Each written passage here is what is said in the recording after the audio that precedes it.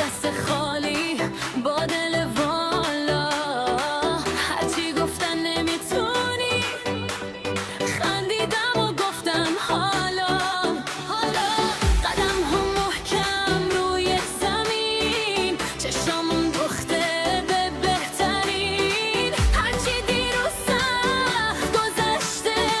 امروز میسازم بهترین. ضربانم میگه برو جلو، ترس جا مونده پشت سر، من ساخته شدم